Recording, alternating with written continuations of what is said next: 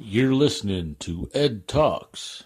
Ed Talks, where anything is in the realm of possibility.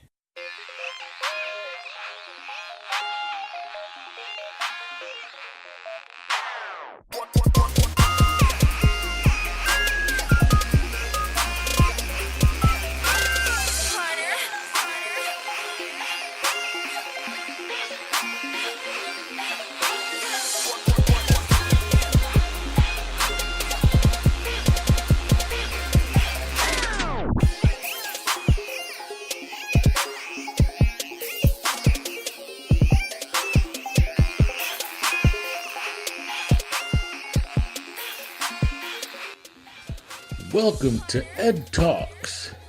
I'm your host, Eddie Ortega. And guess what? This is the first ever podcast for Ed Talks. So I want to take the time to thank you guys for stopping by. So, what is the podcast about? Well, it's about any and everything. There's no topic that's taboo. And anything is in the realm of possibility. So what exactly does that mean?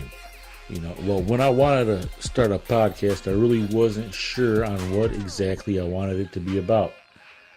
So why not make it about everything?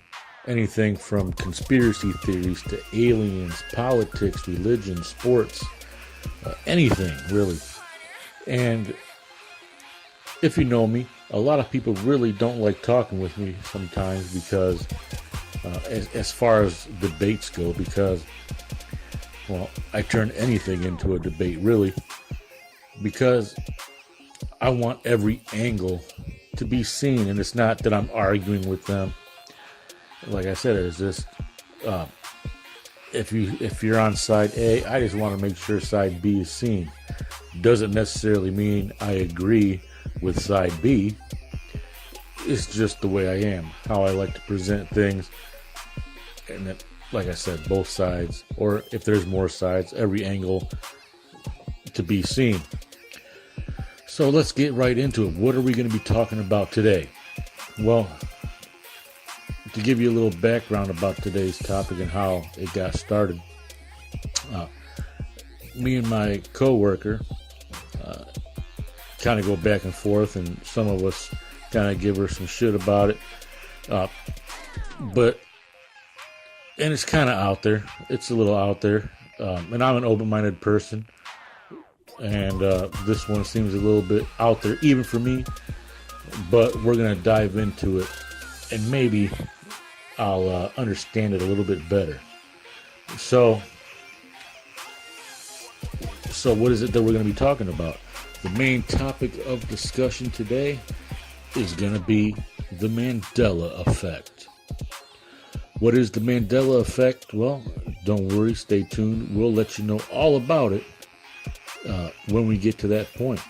But first, we're going to talk about the possibility of a electronic strike zone in Major League Baseball. That's up next.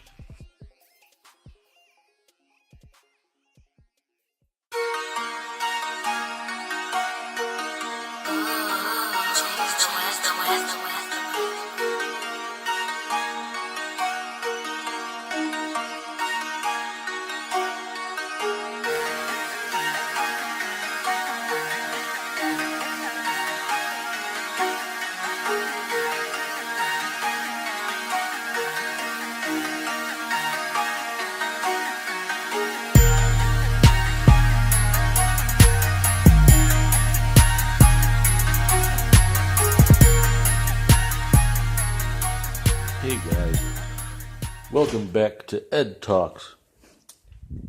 This is Eddie Ortega, your host, and what we're going to be discussing today is the Mandela effect.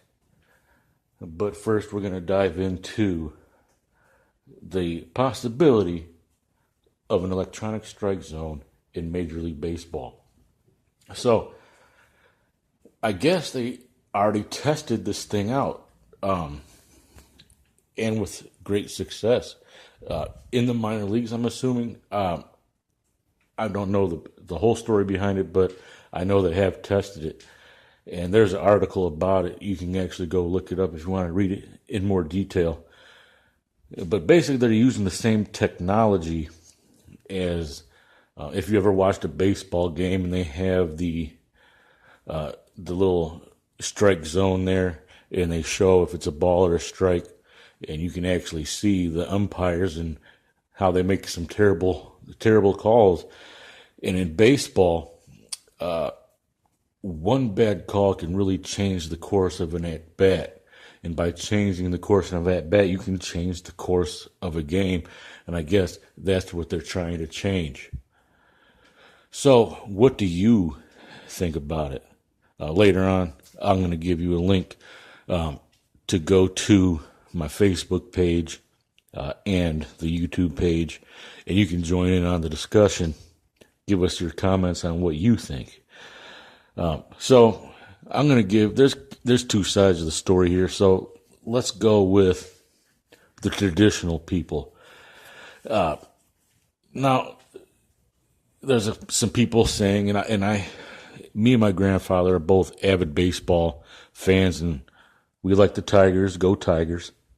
And we were actually kind of having this discussion today, and he didn't like the fact that they were going with, trying to go with an electronic strike zone. He's saying that kind of technology could ruin the game, and I can see where he's coming from. I mean, you kind of take away that human element. The borderline calls, and everybody likes to see when the players kind of get angry at the umpires, and then the manager comes running out, and they're having a yelling match, spitting at each other and whatnot. But so that's the argument that they have, that they're already trying to speed up the game as well. They're adding a lot of things. And that's another topic that I'll probably be discussing here in the future. But here's my take on the electronic strike zone. I actually like the idea, and here's why. I don't know how many times I've watched a game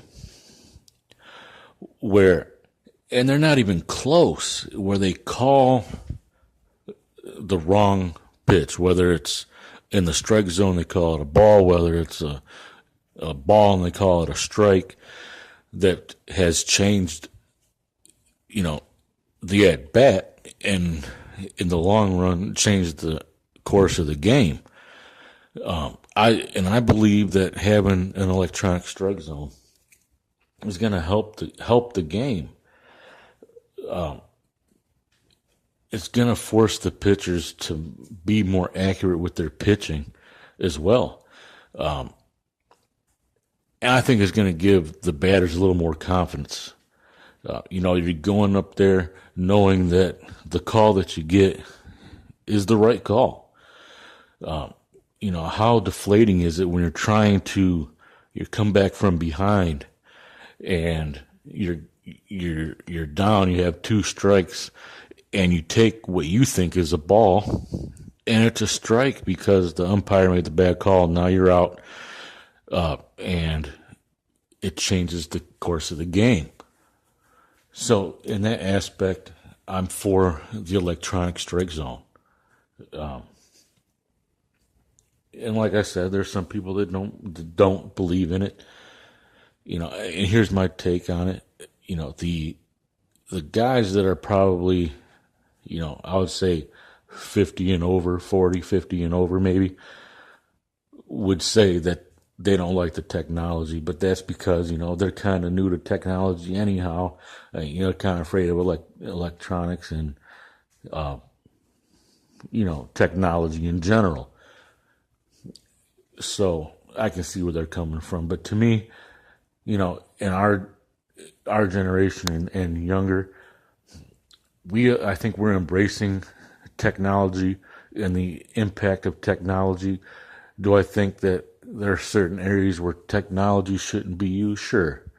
But I think it's inevitable that technology is just going to get more advanced, and it's going to just continue to evolve and change the way we live our lives, change the way we play sports, and just change the way we do everything. So that's my take. What's your guys' take? As I'm speaking to you now, this is, like I said, a brand new podcast. I just did this on a whim. I haven't even started my Facebook page yet, or my YouTube page for this podcast. So just stay tuned, and I will get you the URL. But I can tell you one thing. It'll be under Ed Talks. That's Ed, my name, Ed, E-D, Talks. Kind of like TED Talks, but my name isn't Ted. So, alrighty. So, like I said, we're going to be getting into the Mandela effect here in a little bit. But first, how about some odd news stories?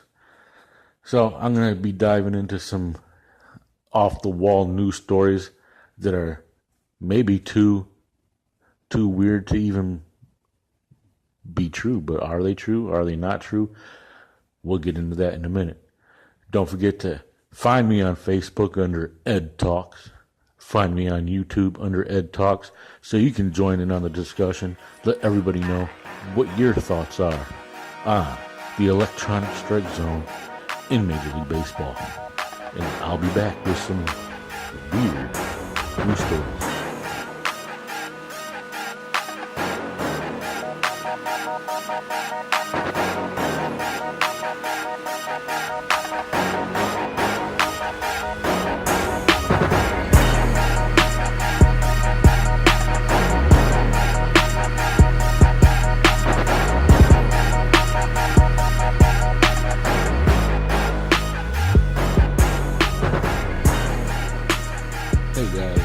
Welcome back to Ed Talks Podcast. Again, later on we'll be talking about the Mandela effect. What is the Mandela effect? Do not worry. We're going to go tell you a little bit about it before we dive into it, but that's in a little bit. Right now we're going to go into some odd but true news stories. Now, there's a couple ways I was going to go about it. I was thinking about reading a couple articles and pulling out the best. But then I decided, you know what? I think it would be a little bit funnier if I just read some headlines and then dive into the story and read them as, for the first time right here, as I'm with you guys. So, bear with me for a moment. I'm going to do a little Google search on some news stories, and I'll see what we can come up with. Okay.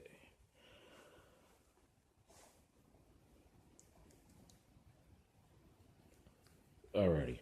So we're going to pull up some articles here and see. Like I said, we're just going to read. I'm going to go through and just read the headlines on some of these. And what if I see one that I like, then I'm going to open it up and I'm going to read it just as live right now for the first time in front of you guys. So, here's one that reads, "How I Fell in Love with My Sex Doll." Alrighty. So, this one's by Sophia Rosenbaum. Let's give her some props on the article. Now, again, before I even read this, I just want to let you know that these are true stories. Okay? So, again, the article reads, "How I Fell in Love with My Sex Doll." So, A Japanese man fell in love with a sex doll but swears he's no dummy. No. Senji Nakajima, 61 of Tokyo, says he got so fed up with complicated human relationships that he coupled off with a life-size rubber doll to avoid heartache. She never betrays. Wow. She never betrays, Nakajima said. I'm tired of modern, rational humans. They are heartless. So are dolls. For me, she is more than just a doll, said Nakajima, who first shacked up with Sayori 6 years ago. Not just a silicone rubber, she needs much help, but still is my perfect partner who shares precious moments with me and enriches my life. At first, he just used her for sex.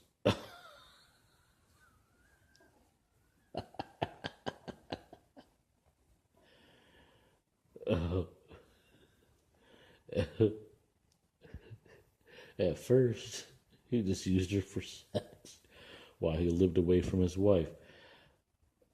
But the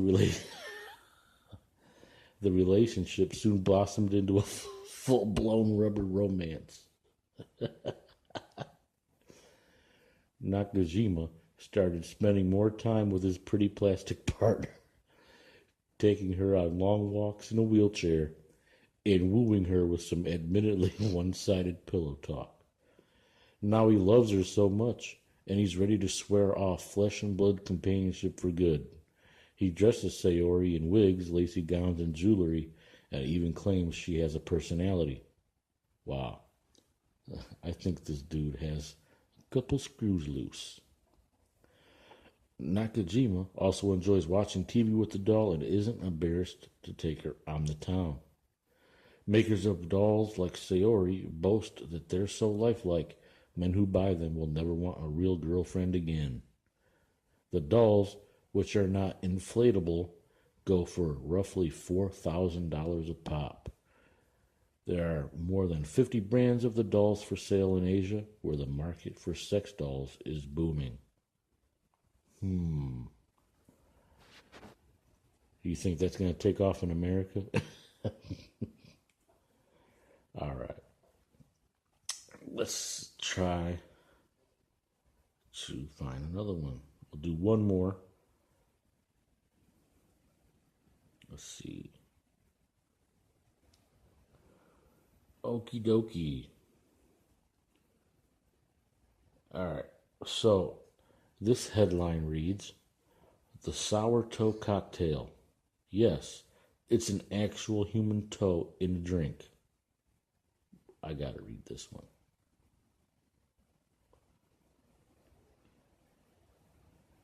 All right. So this is kind of like an interview. So it says, someone has stolen the mummified human toe included in the signature drink at the downtown hotel. Blah, blah, blah, blah, blah. Okay. And now we head up across the Canadian border to the Yukon to hear the tale of the sour toe cocktail. The story goes that back in the 1920s, a rum runner in the Yukon preserved his amputated, frostbitten toe in a jar of alcohol in his cabin. 50 years later, someone found that mummified digit, and somehow it became the essential ingredient of the signature drink at the Sourdough Saloon in Dawson City. I think I'm going to pass on that one. But, well, last Saturday, someone at the bar ordered a sour toe cocktail and made off with the toe. Police have launched an investigation, and joining us to explain is Terry Lee, who is the toe master at the saloon. Terry Lee, what exactly does a toe master do? Terry Lee responds, well, a toe master administers the toe to clients, and also I take care of the paperwork, and I take care of the toe. Make sure it's in good shape and well preserved. I change the salt once a week on it, and any new toes come in, there is a procedure you have to do to get it, what's called necrotic, which is completely mummified before you can serve it. You said, so Block says, when new toes come in. Lee says, yeah. Block says, you have more than one toe? Lee says, okay, right now we don't have any big toes. A big toe was swallowed in 2013 on purpose. Oh my God. And then we were using the alternate toe. But that only lasted for about 2.5 years and just literally fell apart. So now we're working on what we call the secondary toes next to the big toe. So we're looking for big toes. If anybody out there has an extra big toe, we would really like it. Hey, if anybody needs some extra money, hey, contact these guys. You might be able to sell your big toe. Block says, and apart from the toe, what exactly goes into a sour toe cocktail? Lee says, okay, according to Yukon Health. Wait, Health? So a health magazine posted how to put a mummified toe inside of a cocktail. Interesting. So, okay, according to Yukon Health, it has been served in 80 proof alcohol. So that could be whiskey, rum, tequila. The traditional is Yukon Jack. Captain Dick Stevens' favorite drink. He's the guy who started the toe in 1973. Block says, this was all his idea, huh? Lee says, this was his idea. Block says, and you actually get takers? This is a popular thing? Lee says, okay, our number right now is 71,468 people who have done the two since 1973. Block says, I think they meant the toe, but anyhow, Block says, and to do the toe, meaning besides having the drink, are there any rules involved? Lee says, yes. We have warning signs that you can't swallow the toe. If you swallow the toe, it's a $2,500 fine. Block says, I'm not seeing the appeal, I have to say. Try to talk me into it. So Lee says, you have to be here. Dawson City is a very unique town anywhere in the world. And it's a frontier town. People in frontier towns do crazy things, especially if you stay the winter because your brain is probably half frozen. Block says, what do you think would motivate somebody who orders the sour toe cocktail to actually go ahead and take a toe, Terry? Well, Lee says, well, there are all kinds of people in the world. Block says, yes, there are. Lee says, this guy was probably drunk. It was late at night. Block said, I was thinking you'd probably have to be pretty drunk to drink the sour toe cocktail in the first place. Lee says, oh no, there are people that come in here and they don't drink, period, and they do the toe. Block says, they do the toe? Lee says, they do the toe. Block says, so you're looking for a big toe? Lee says, yes. Block says, well, the call has gone out to our NPR listeners who are either going to be repulsed or intrigued by what you're talking about here, Terry Lee. Lee says, yeah. Block says, the toe master Terry Lee speaking with us from the Sourdough Saloon in Dawson City, Yukon. Terry, good luck. Thank you so much. Lee says, thank you very much. And Block says, and this just in, apparently the toe napper was feeling guilty. Soon after our interview ended, the wayward toe arrived in the mail back at the saloon, complete with a letter of apology stating in part, I was way too drunk. The Mounties say no charges will be filed. Interesting. Well, those are weird but true stories for today. We're going to be getting into the Mandela effect next.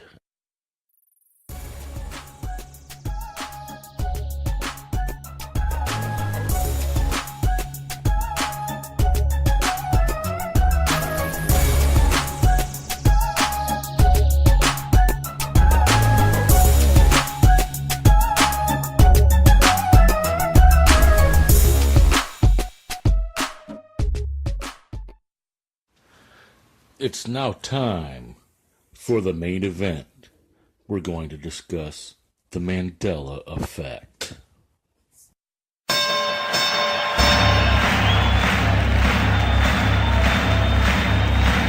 Ladies and gentlemen, welcome to the main event.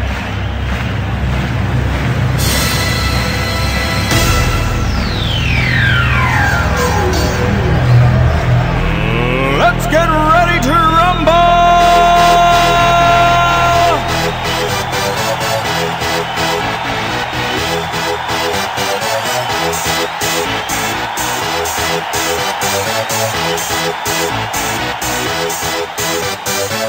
Y'all ready for this?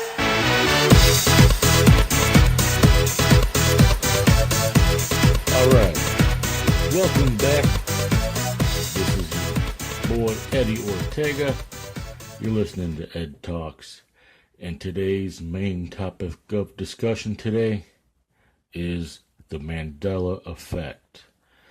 And as I was kind of alluding to earlier, I'm a pretty open-minded person, but this one is kind of out there, so do I believe it? Do I not believe it?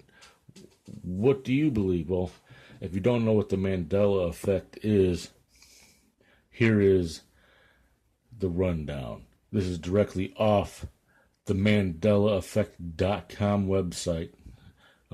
If you're listening, you can go ahead and head over to that website and you can see what I'm seeing. Again, it's called the MandelaEffect.com. Without the, it's just MandelaEffect.com. So this is directly off of MandelaEffect.com.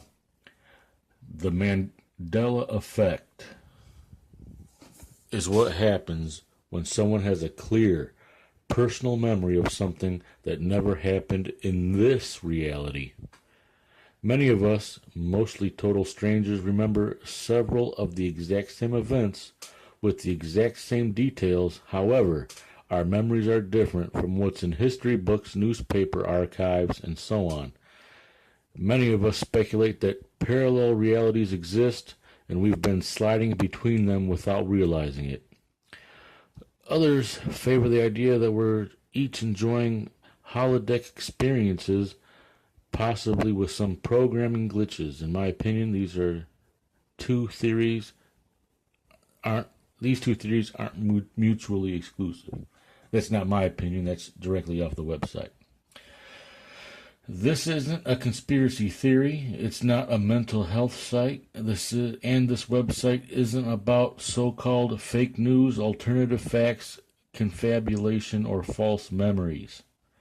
It's about real, alternate history, recalled with astonishing similar details and points of reference by multiple unconnected people. And Fiona, who is the owner of the website, has offered possible explanations for this phenomenon. So let's get into there's a site history here, and this will give you a little more insight into the Mandela effect and Fiona Broome, who is the creator of this website, MandelaEffect.com. So it says, in late 2009, Fiona Broome launched this website using the new phrase, the Mandela effect, to describe an emerging phenomenon. In 2010 through 2014, people began reporting alternate memories in addition to those about Nelson Mandela. Visitors shared anecdotes and informal theories.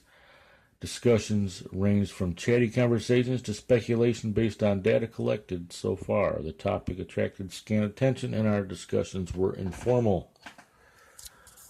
Let's see. I'm not going to get into all that. We'll just get right into it. So, the Mandela effect. I'm going to get right into some of the topics here. Like I said, there are alternate realities. That's what the Mandela effect is speculating. So, Here's one that is from Forrest Gump. Is it life is like a box of chocolates or life was like a box of chocolates? And it says here, if you recall the famous line from the Forrest Gump movie, which of the following did Forrest say? Life was like a box of chocolates. Life is like a box of chocolates. If I remember correctly, it was life is like a box of chocolates. Let's see what the answer is. The answer in this reality is A, life was like a box of chocolates.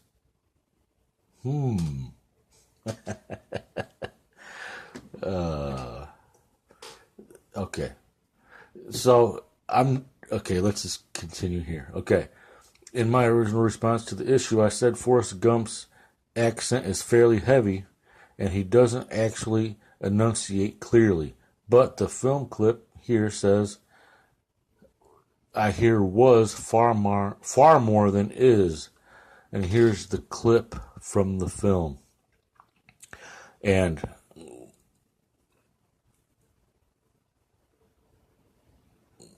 okay, let's see what it says here.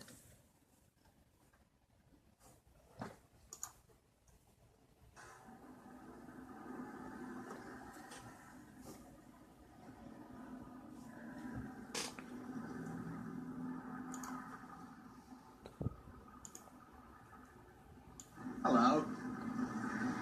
My name's Forrest Gump.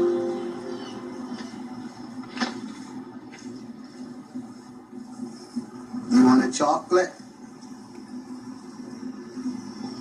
I could eat about 1.5 million of these. My mom always said life was like a box of chocolates. Well, I'll be damned. But what does that really mean? Just because we remember it a certain way, does that really mean that it's the Mandela effect? I mean, how many times have you heard a song and you thought you remember hearing a certain lyric? I mean, I don't know. I'm still a little skeptical on this one. But let's get into the next one here. This one says that Nelson Mandela died in prison. All right. So it says Nelson Mandela died in prison long before his loss on December 5th, 2013. Many people, perhaps thousands, seem to believe that. This is where the title of this website, the Mandela Effect, came from.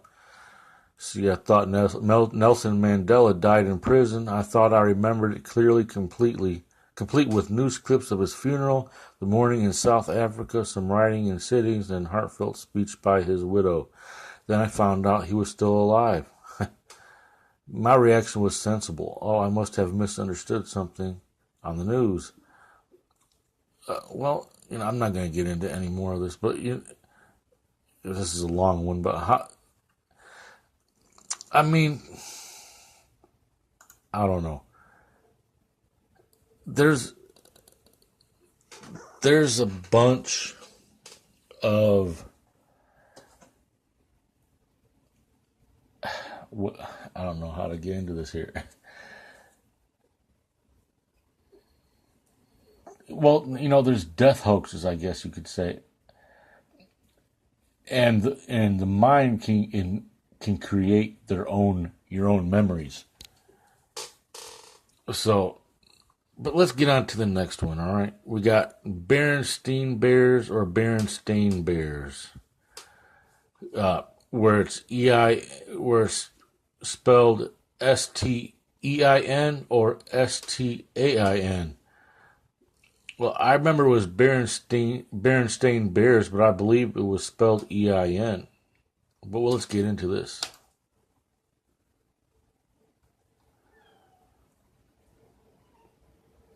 All right. So here's a book here. It says The Big Book of the Berenstain Bears, and it's Stain. But let's see what this says. It says, many people who visit the Mandela Effect website have found memories of the Berenstain, and that's Stein, Bears books. They read them as a child, or family members read them aloud. It's a cherished childhood memory. However, this book in this time stream are Berenstain Bears, Stain, A, not E, in the last syllable. That's not what most visitors seem to remember. The following are among the many memories people have shared. Sometimes, as part of longer comments, the vast majority recall the books as Berenstain Bears, as Stein. It says in March 2014, JM said, I too clearly remember it as Berenstain Bears with Stein. Even though I've never read the books, why would anyone change that? It seems irrelevant. Jennifer Shepard said, I have overlooked the material here about people remembering the popular children's book being Berenstain Bears, Stein, not Berenstain Bears, Stain. I just saw that today and it blew my mind. It was meticulous spelling nerd as a child and have zero doubt that the books the kids were reading were about the Berenstain Bears, Stein. I tried to research the Library of Congress and trademark info today to see if maybe there had been some point a changeover due to multiple parties using variations of the name. Nope, the official record states that the series was always Berenstain Bears, that's Stain, after the very real last name of the authors, Berenstain, Stain. I mean,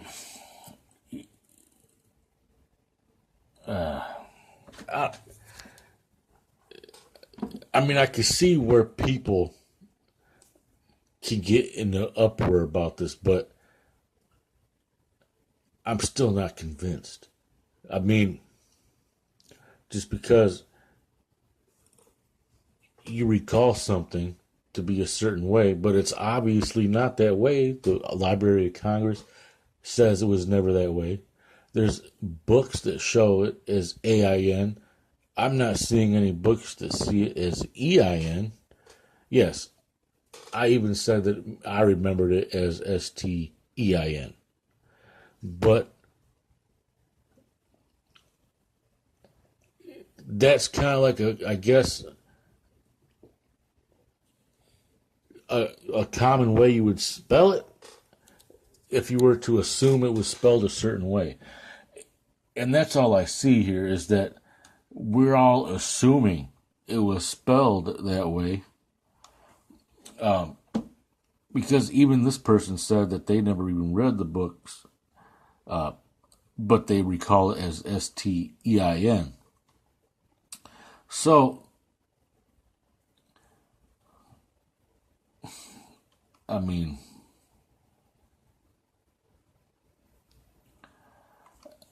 I'm just looking at some of these. I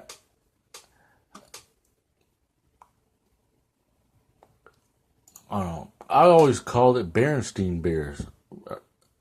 Or Berenstain Bears, I mean. So,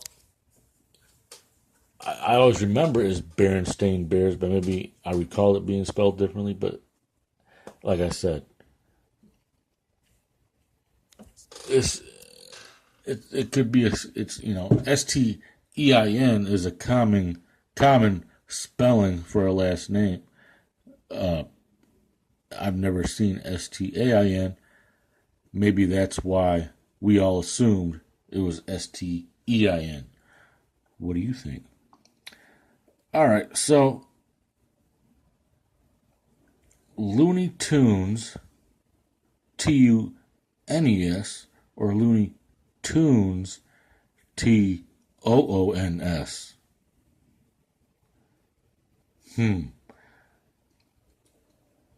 I want to say I remember it as, I can't even say what I remember it as. But we're going to look it up. What do you remember it as? Do you remember it as Looney Tunes, Tunes, or Toons?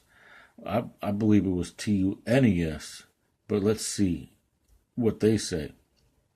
Recently, after people had raised Looney Tunes as the alternate memory, something odd happened. People report seeing Looney Tunes, the actual name, changed to Looney Tunes, as Looney Tunes, Tunes,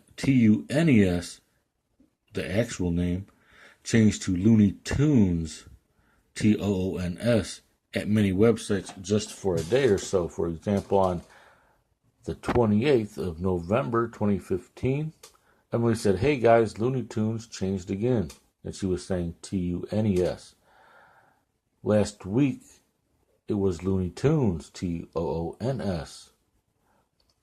Well, ordinarily, I dismiss this kind of report as a brief and localized issue, usually a print media error or a typo in a digital TV show listing. Also, it doesn't help that Tiny Toons, Toons, exist with similar graphics to their grown-up counterparts. So that provides plenty of reason for people to be confused about the cartoon series name. Well, let's see. Let's read. It says, in this case, Emily's comment was one of many. She wasn't confusing Tiny Toons with Looney Tunes. In fact, reports were widespread and credible. The alternate memory, a reality in which it really is Looney Tunes, Toons, was suggested in some 2014 emails. By March 2015, people were more outspoken about this. Let's see.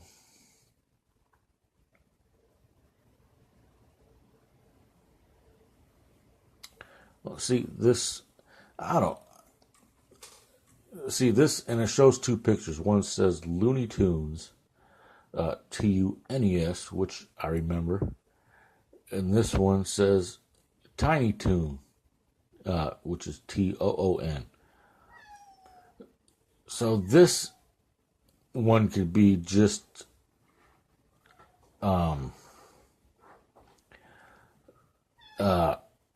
mixing the two together. So then right there, I'm really not convinced on that one. So let's see. Jif or Jiffy peanut butter?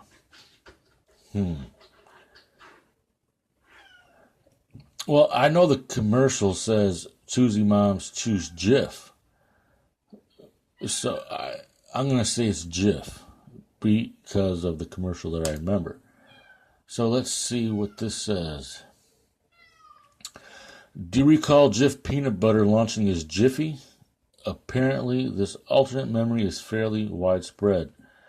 Discussing the history of peanut butter, peanutbutterlovers.com, since 1955, Procter & Gamble entered the peanut butter business, introduced Jif in 1958.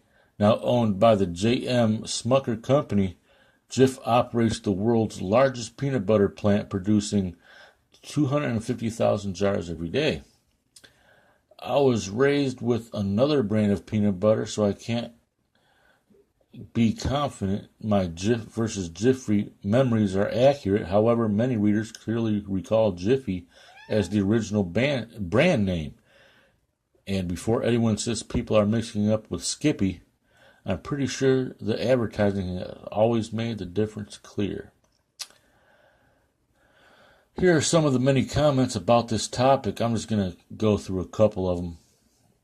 This one says, at first glance, I thought too it was called Jiffy as well, but after thinking about it, I wonder if we were perhaps mixing up Jif peanut butter with Jiffy popcorn.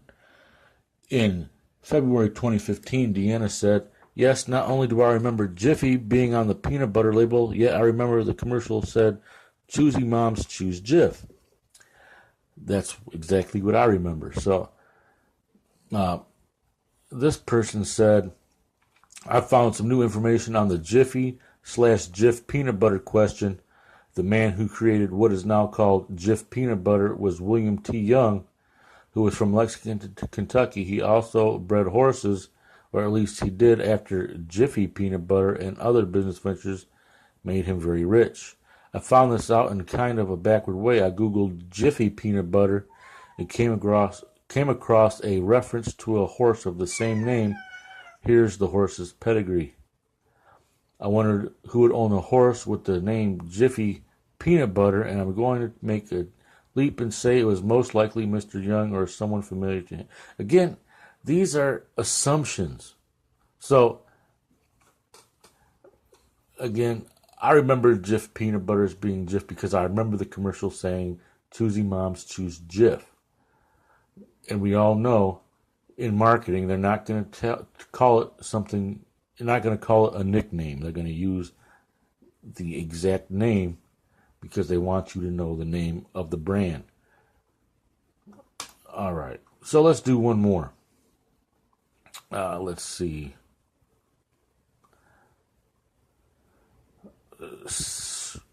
Sinbad as a genie. Well, we won't do that because some of you might not even remember Sinbad. So how about Curious George and Dual Memories? Let's see what that one says. In real life, almost everyone I've surveyed remembers Curious George with a tail, which would make sense since he's a monkey. But let's see what goes on here. I can't really remember, but I think he did have a tail, didn't he? I don't know. He's a monkey. He should have a tail. But anyhow, it says most usually known he was a chimp, though some books said he's a little monkey. Now, I do remember them saying he's Curious George, the curious little monkey. So let's see what this says. So he should have had a tail, but they have specific memories of him with a tail. It says because he was a chimp, he shouldn't have had a tail, but they have specific memories of him with a tail. That's an interesting alternate memory. I did fairly enough through research of Google Images and found nothing showing Curious George with a tail. If I overlooked an actual Curious George image with a tail, let me know. But that's not only the only interesting thing about this particular memory. It's also the first where I've been seeing people pause and say, wait, I remember him with a tail, but I can also see him without one. How can that be? Okay, I'm not even going to go further with this one. That statement right there kind of defines what I've been talking about here and why I'm skeptical about this theory. I'm going to read it one more time. It says, wait, I remember him with a tail, but I can also see him without one. How can that be? All right. So I'm going to get into false memory. And here I'm going to get into false memory here. And this is directly off of Wikipedia, the definition of what a false memory is. A false memory is the psychological phenomenon wherein a person recalls something that did not happen. Sounds familiar. False memory is often considered in legal cases regarding childhood sex abuse. The phenomenon was initially investigated by psychological pioneers Pierre Janet and Sigmund Freud. Freud wrote The Etiology of Hysteria, where he discusses repressed memories of childhood sexual trauma and their relation to hysteria. False memory syndrome differs from false memory, and the syndrome is heavily influential in the orientation of a person's life.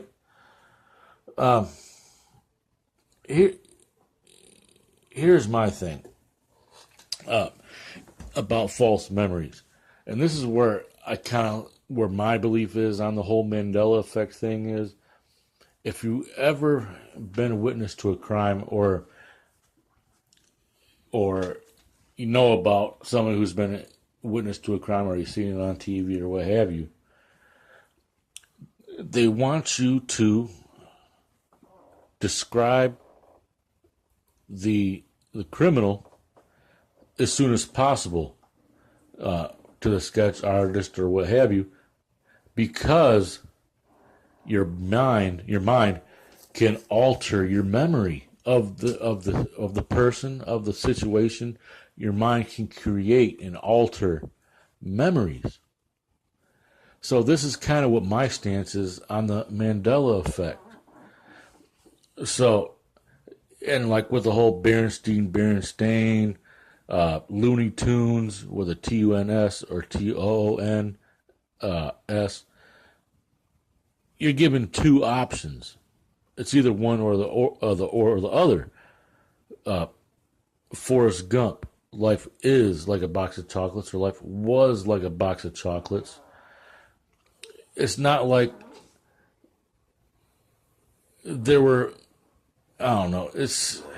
I don't know. But here's something again that kind of goes into eyewitness. Here this says again from Wikipedia. You can look this up under Wikipedia under false memory. This says article adjustment on eyewitness report.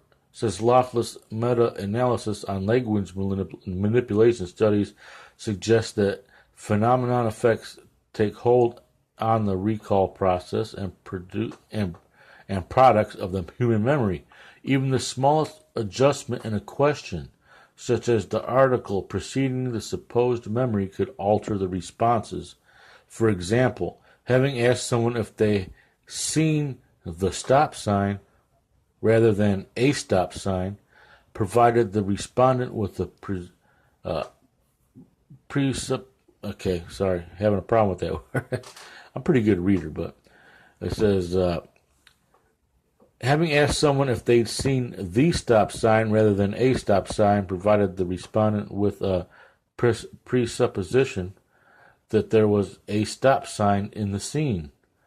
The presupposition increased the number of people responding that they had indeed seen the stop sign. Again, this kind of goes into my whole what I've been saying. Here's one more thing. It says presuppositions are the implication through chosen language. If a person is asked what shade of blue was the wallet, the questioner is in translation saying the wallet was blue. What shade was it? The question's phrasing provides the respondent with a supposed fact. This presupposition provides two separate effects, true effect and false effect. The true effect says that the object implied to have does exist. With that, the respondent's recall is strengthened, more readily available, and easier to extrapolate from.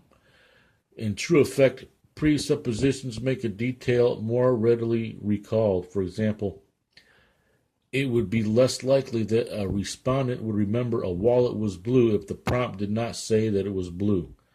False effect is that the object implied to have existed never was present. Despite this, the respondent is convinced otherwise and allows it to manipulate their memory.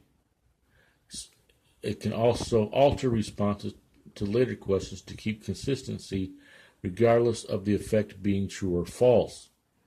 The respondent is attempting to confirm to the supplied information because they assume it to be true. There you go. So that's my argument against the Mandela effect. And like I've said before, I'm pretty open-minded. I usually like to show both sides of the story, and I've shown both sides of the story here, but I still am leaning toward this being false memories. So what are your thoughts on it? Tell me, and you can go to my YouTube page, Ed Talks. You can go to my Facebook page, Ed Talks, and we can discuss this. I'm actually curious to hear what you guys think. Is there other things out there that are supposedly, Mandela effect caused by the Mandela effect. Well, like I said, discuss it with me on Facebook, discuss it with me on YouTube. I thank you guys for listening to me today. This is Eddie with Ed Talks. See you next week.